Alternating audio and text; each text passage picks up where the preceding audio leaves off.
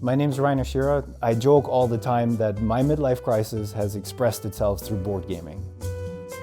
I probably have 269 games and probably something like another 30 to 40 expansions to those games.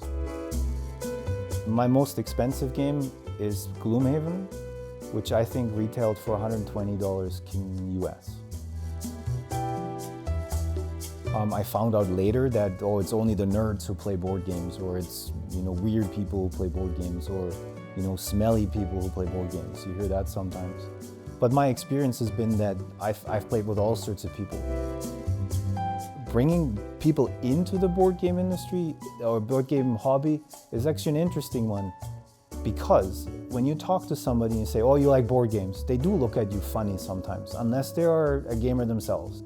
And then you ask them, do you play any games? And they always say, oh yeah, Catan and Ticket to Ride. And those are good games, but there's so many other games out there now. So we've been together the vast majority of our lives. Like, I know most of his stories, he knows most of my stories, but a board game gives us sort of a structured way to interact where I can't predict what's coming next. I can predict the next thing in his story, but I can't predict his next move in a game.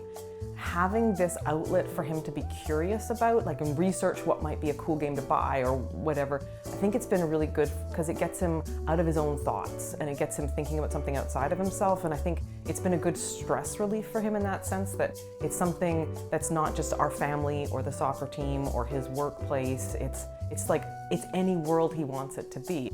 It was something that gave him, a sense of excitement and anticipation. He's always sort of thinking about the next game he might want to play or when we're going to get together and who with. And there's something about anticipation and even just the puzzle of each game that it brings a zest to life.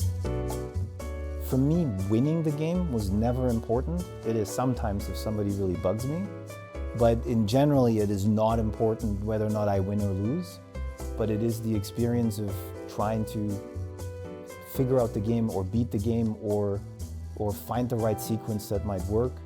By far, it's being with other people. I've played with many different kinds of people, men, women, gender-neutral people. I've played with kids, I've played with adults, I've played with people who've said, I have no interest in board games, and then it turns out there is one for them.